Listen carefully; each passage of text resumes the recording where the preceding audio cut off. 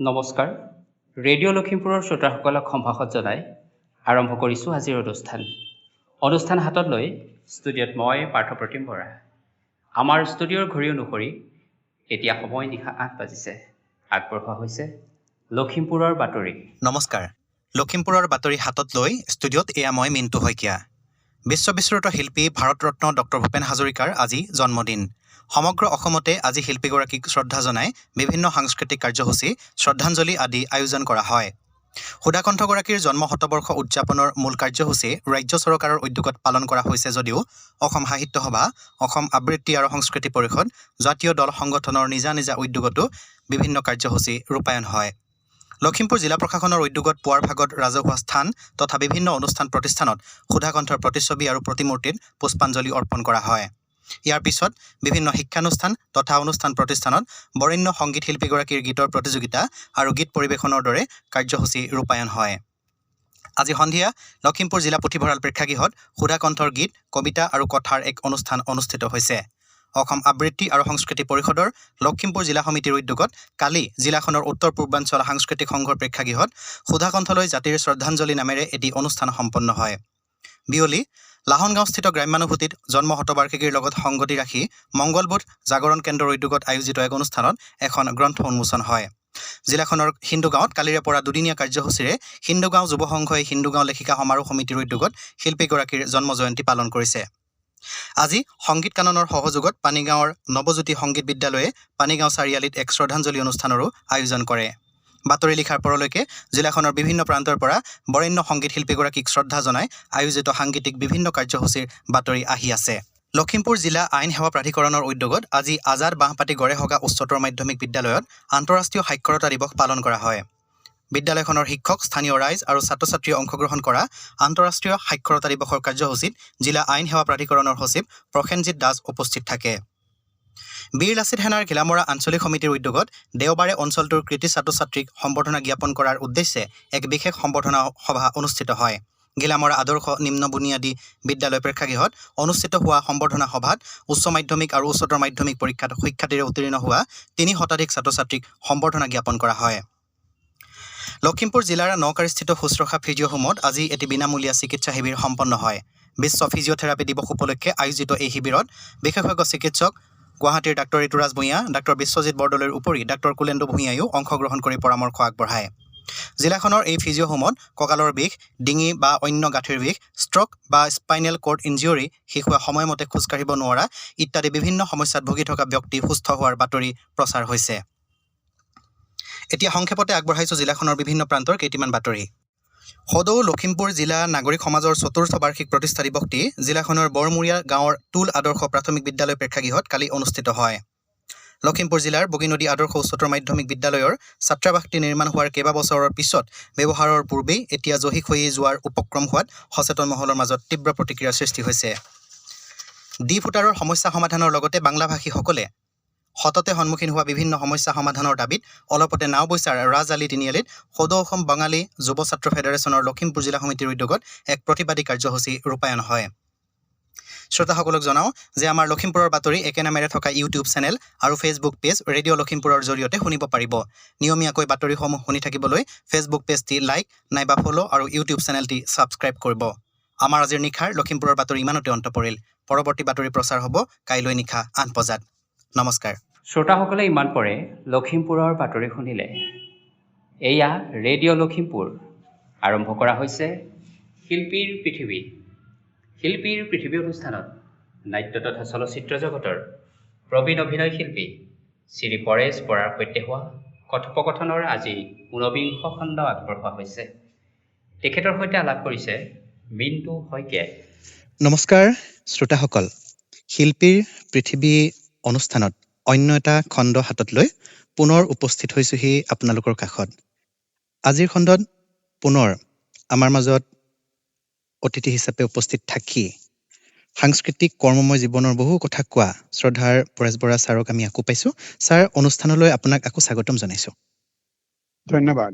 প্ৰগতি মই বঙাইগাঁৱৰ জীৱন বৰা মানেঙাত প্ৰগতি সংঘত থাকোঁতেই আমাৰ ইয়াৰ পৰা দিছপুৰৰ পৰা এটা মেছেজ পঠিয়ালে নিপেন হাজৰিকা নিপেন হাজৰিকা ইঞ্জিনিয়াৰ আছিলে। তেওঁ দিছপুৰৰ মোৰ লগত ভাল আছিলে। এই হেৰি তেওঁ নিপেন হাজৰিকাই মোক ক'লে যে এটা 1975 হেৰি কওকচোন, এই এটা বিহু দল লৈ আহকচোন, হেৰি গুৱাহাটীলৈ লৈ আহক, বিহু দল এটা লৈ আহক। এই বুলি কোৱাত মই আমাৰ জীৱন বৰাদেৱে বিহু দলটো আনিলো, বিহু দল এটা লৈ আহিলো দিছপুৰলৈ। আহি হেৰি অনুষ্ঠান পৰিৱেশন কৰিলে। অনুষ্ঠানত আমি বিহু প্ৰদৰ্শন কৰিলো। 2খন নে 3খন হেৰি দিছিলে আমাক দিছপুৰত শ্ব' কৰিবলৈ দিছিলে। তেওঁলোকে যথেষ্ট পইচাও দিছে আমাক, তাৰ কাৰণে অহা যোৱা খৰচ দিছে, থকা মেলা সুবিধা কৰি দিছে। এই আমাৰ ৰবীন্দ্ৰ দাস, বিদ্যা দাস এওঁলোকে যথেষ্ট সহায় কৰি দিছিলে। আৰু সেই তেনেকৈ আমি হেৰি কৰিছিলো। পানীগাঁও প্ৰগতি সংঘৰ 75 বছৰীয়া হেৰি 50 বছৰীয়া সোণালী জয়ন্তী আমি সেই টকা পইচাৰে অনুষ্ঠানটো পানীগাঁৱত হেৰি কৰিছিলো, উদযাপন কৰিছিলো 75ত। এনেদৰে আমি বহুত কাম কৰিবলগীয়া হৈছিলে। সেইকাৰণেই অসমৰ সাংস্কৃতিক জগতখনত পানীগাঁও প্ৰগতি সংঘৰ নাম সোণালী আখৰেৰে জিলিকি আছে আপোনালোকৰ কষ্ট, ত্যাগ আৰু কৃচ্ছ সাধনাৰ বাবে। ছাৰ, আৰু এটা কথা মই কৈ লওঁ। মই কৈছো যে হেৰি আৰু নকলে মানে পাহৰি থকাৰ কাৰণে মনত পৰিব, পাছত কি কৰিব আৰু কৰিবলৈ কৈছো মানে কি, আমাৰ সেইটো উমেশ বৰা সভাপতি আছিলে প্ৰগতি সংঘৰ। আমাৰ বছৰেকীয়া অধিৱেশন আছিলে। বছৰেকীয়া অধিৱেশনত মোকে মই মানে এইবিলাক চবতে আগভাগ লৈছিলোতো, চবতে আগভাগ লওঁ। গতিকে হেৰি কৰে, কালচাৰেল এফেয়াৰ্ছৰ পৰা আমি এটা টিম এটা আনো নেকি হেৰি কৰিবলৈ, বছৰেকীয়া অধিৱেশনত নাটক এখন আনো নেকি। মই ক'লো যে মোক আনচোন আন মোক সুবিধা হেৰি ক'লে। মই যোগাযোগ কৰিলো দুলাল ৰয়ৰ লগত। দুলাল ৰয়ে ক'লে এটা কাম কৰক, আপোনালোকে কালচাৰেল এফেয়াৰ্ছলৈ এখন দৰখাস্ত দি দিয়ক। দুলাল ৰয় তেতিয়া হেৰি আছিলে, ডাইৰেক্টৰ আছিলে হেৰি নাটক এখনৰ। এই নাটকখন ডাইৰেক্টৰ পিছত হৈছে, সেইটো তেতিয়া হোৱা নাছিলে। বৃক্ষৰ খোজ বুলি এখন নাটক আছিলে। বৃক্ষৰ খোজ, অতুল বৰদলৈ নাটক দেই, বৃক্ষৰ খোজ। মই কৈছো বৃক্ষৰ খোজ অনুভৱ হ'ব নেকি? ঠিক আছে, আপুনি হেৰি কৰক, কথা পাতক কালচাৰেল এফেয়াৰ্ছৰ লগত। কালচাৰেল এফেয়াৰ্ছৰ মই কথা পাতিলো। বৃক্ষৰ খোজখন নাটকখন অনাবৃত হিতেশ শইকীয়া আছিলে হেৰি শিক্ষামন্ত্ৰী আৰু সাংস্কৃতিক জগতৰ মন্ত্ৰী আছিলে হিতেশ শইকীয়া। তেখেতৰ লগতো যোগাযোগ কৰা হ'ল। তেখেতে হেৰি কৰিলে, চব সুবিধা কৰি দিলে। টিমটো দল আহিলে আৰু দলটোৰ ভিতৰত এতিয়া প্ৰখ্যাত শিল্পী প্ৰাঞ্জল শইকীয়াও আছিলে এই সেইখন বৃক্ষৰ খোজত। সেই বৃক্ষৰ খোজখন আনি পানীগাঁও প্ৰগতি সংঘত হেৰি কৰিলো, মঞ্চস্থ কৰোৱা হ'ল আৰু ভূয়সী প্ৰশংসা পালে। বৃক্ষৰ খোজ নাটকখন সাংঘাতিক ধৰণৰ, মানে সেই সময়ৰ কলা সংস্কৃতি চব ফালৰ পৰা আগভাগ লোৱা এখন নাটক আছিলে। বৃক্ষৰ খোজ ধেমালি নহয়। অতুল বৰদলৈ এইটো নিজে ৰচনা কৰিছিলে সেইখন। তেওঁৰ নাটক আছিলে, মানে খুব ভাল লাগিল আৰু জনসাধাৰণ সাংঘাতিক ভাল পালে। এনেদৰে বহুত প্ৰগতি সংঘৰ যোগেদি বিভিন্ন কাম কাজ কৰা হৈছিলে আৰু। নিশ্চয় নিশ্চয় ছাৰ। ছাৰ, ৰাসৰ সম্পৰ্কে ক'বলগীয়া, ৰাসটোৰ কথা কৈছোৱেই, প্ৰায়খিনি কৰা হ'ল। আমি ৰাসটো বহুত জেগাত কৰিলো। পানীগাঁও প্ৰগতি সংঘৰ যোগেদি নকাইত কৰিলো, কেবি ৰোডত কৰিছিলো, সুদূৰ মংগলদৈত কৰিছিলো, কলাই গাঁৱত কৰিছিলোগৈ। এইখিনি আমি কৰা হৈছিলে, বিভিন্ন মঞ্চত কৰা হৈছিলে।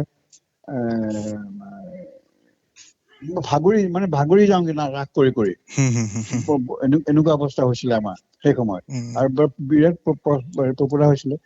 আমি 3জন কংস, আমি সাধাৰণতে 2জন আছিলো, মই কংস আৰু মহেশ্বৰী, নন্দকিশোৰ মহেশ্বৰী। আমি একেলগে কৰিছো। হয়, মই এদিন কৰো, এদিন সি কৰে, তেনেকে কৰো। আৰু শেষত গৈ পেলাই আমি যেতিয়া বয়স হৈ আহিলে, বা মহেশ্বৰী ঢুকালে, মোৰ যেতিয়া বয়স হৈ আহিলে, তেতিয়া মোৰ ঠাইত নতুন এচাম আহিলে, পুলিন বৰা, শৰৎ দত্ত বৰা, অনুপ বৰা, এওঁলোকে যোগেদি হেৰি কৰা হ'ল, কংস পাৰ্ট লগা হ'ল। তেতিয়া মোৰ আকৌ ডাঙৰ স্বভাৱ এটা আছে যে মই শিল্পীৰ প্ৰাণ এটা মোৰ আছেতো, মই হেৰি কৰিব নোৱাৰো। এই নাটক বুলি ক'লে মই পগলা হৈ যাওঁ। মোক বহুতে পগলা বুলিয়ে কয় বাৰু, কেলে মই সৰু ডাঙৰ নাই মানে মোৰ লগত। ই ডাঙৰ এইটো কথা নাই। এতিয়া মই কি কৰিলো, মোক ক'লে আপোনাৰ উগ্ৰসেনটো কৰি দিয়ক।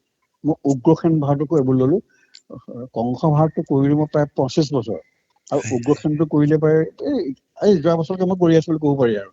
এই ভৰিত দুখ পোৱাৰ কাৰণে মই সেইটো কমাই মানে কম কৰো। তথাপিতো তথাপিতো মই যোৱা বছৰ 2 বছৰ আগলৈকে মই উগ্ৰখেন্দ্ৰ লৈ লওঁ, কওঁ উগ্ৰখেন্দ্ৰ, আৰু উগ্ৰখেন্দ্ৰ মানে মই বৰ ডাঙৰ এটা হেৰি আছে, কথা এটা আছে কি এই উগ্ৰখেন্দ্ৰ মানে শেষ যি সংলাপ জীৱন বৰা আৰু মই হেৰি কৰিলো, এই নিজে হেৰি কৰিলো। আমি সাধাৰণতে চব মানুহে অতুল হাজৰিকাৰ হেৰিখন লয়, মানি চলি থাকে। কিন্তু আমি এখন জীৱন বৰাদেৱে এখন হেৰি কৰিলে, সম্পাদন কৰিলে হেৰিখন ৰাসখন আমাৰ কাৰণে অতি কম সময়ৰ ভিতৰত আৰু মানে কম আয়সৰ ভিতৰত কৰিছিল জীৱন বৰাদেৱে, আৰু সেইখনকে আমি সাৰোগত কৰি হেৰি কৰিছিলো। ছাৰ, সময়ে আমাক ইংগিত দিছে অনুষ্ঠানটিৰ পৰা বিদায় লোৱাৰ। আজিৰ অনুষ্ঠানৰ পৰা ছাৰ ইমানতে বিদায় লৈছোঁ। শ্ৰোতাসকলে ইমান পৰে শিল্পীৰ পৃথিৱী শিতানত নাট্য তথা চলচ্চিত্ৰ জগতৰ প্ৰবীণ অভিনয় শিল্পী শ্ৰী পৰেশ বৰাৰ সৈতে হোৱা কথোপকথনৰ ঊনবিংশ খণ্ডটি শুনিলে। তেখেতৰ সৈতে আলাপ কৰিলে মিণ্টু শইকীয়াই, আৰু সম্পাদনাত আছিল ৰুবুল হাজৰিকা। এয়া ৰেডিঅ' লখিমপুৰ। এতিয়া আগবঢ়োৱা হৈছে কাব্যকুঞ্জ। কবিতা পাঠৰ অনুষ্ঠানটিত আজি আগবঢ়োৱা হৈছে কবি পংকজ সভাপণ্ডিতৰ কেইটিমান স্বৰচিত কবিতা পাঠ। কবিতাৰ নাম সোৱন শিৰিজে মই। সোঁতৰ বিপৰীতে গৈ মোৰ দুচকুত আজি দুধাৰি চকুলো। কিমান যে শান্তি আছিল ইয়াত, শস্য শ্যামলা ঐশ্বৰ্য বিভূতি সকলো আছিল মোৰ। সুন্দৰ সেউজীয়া নান্দনিক প্ৰকৃতিৰ প্ৰাচুৰ্যও অপৰিসীম। কিন্তু আজি কংক্ৰিটৰ উপত্যকালৈ মই গতি কৰিছোঁ।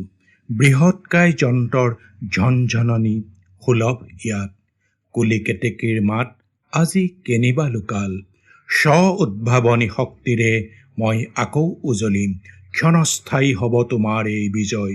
দুৰ্বাৰ গতিৰে মোৰ এই যাত্ৰা হ'ব অবিৰাম আৰু অবিৰত, কাৰণ সোৱন শিৰিজে মই।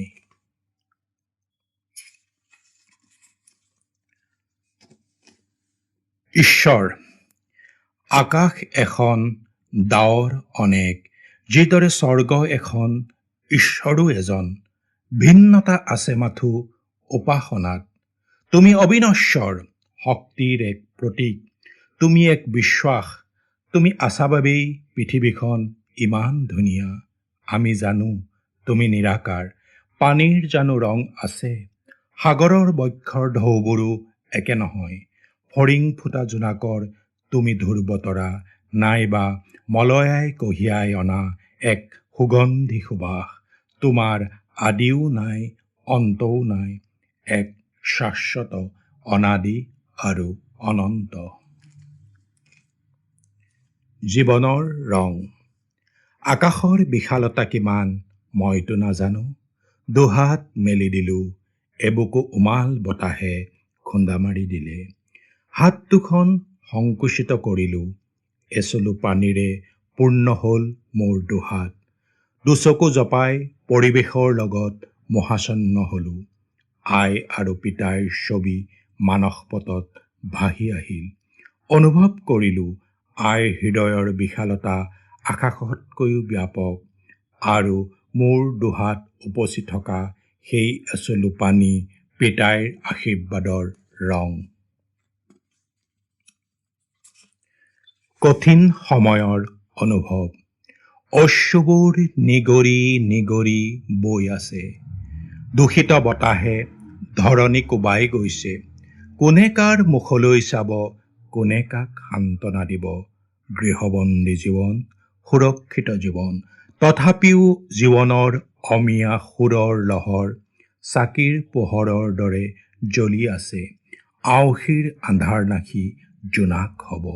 জোনাকৰ সেই পোহৰত জীৱনে এক নতুন গতি লাভ কৰিব। সময়ৰ সেই ক্ষণে মানৱতাৰ জয়গান গাব। তেনে এটা সময়ৰ বাবে আপুনি বা মই কৰিব পাৰোঁ প্ৰাৰ্থনা। প্ৰাৰ্থনাৰ প্ৰাণময়ী শক্তিয়ে জীৱনত জোনাক সিঁচি দিয়ে। জীৱনৰ গান। কংক্ৰিটৰ নগৰৰ একমাত্ৰ জুপুৰিটো বতাহৰ শব্দই ছানি ধৰিছে। ধৰি ৰাখিবই পৰা নাই, তছনছ হ'বই নেকি। কিমান যে প্ৰস্তাৱ জুপুৰিটো অট্টালিকা কৰাৰ এক তাগিদা, সুখৰ সপোন, ভোগবাদী যাত্ৰা। নালাগে দেই অট্টালিকাত মোৰ উশাহ বন্ধ হ'ব।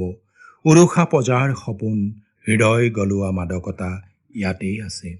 অনুপম প্ৰজ্ঞাৰ সাধনা, চাবি দিয়া পুতলা মই নহওঁ, স্বাভিমানী হৈ থাকিম, বকুলৰ স্বাদ উৎসৰ্গিত জীৱন। কাব্যকুঞ্জ অনুষ্ঠানটিত ইমান পৰে কবি পংকজ সভাপণ্ডিতৰ স্বৰচিত কবিতা পাঠ শুনিলে। আজিলৈ ৰেডিঅ' লখিমপুৰৰ অনুষ্ঠান প্ৰচাৰ ইমানতে সামৰিছোঁ। পৰৱৰ্তী অনুষ্ঠান প্ৰচাৰ হ'ব কাইলৈ নিশা 8 বজাত। কাইলৈৰ অনুষ্ঠানত পুনৰ লগ পোৱাৰ প্ৰতিশ্ৰুতিৰে আজিলৈ বিদায় লৈছোঁ। শুভৰাত্ৰি।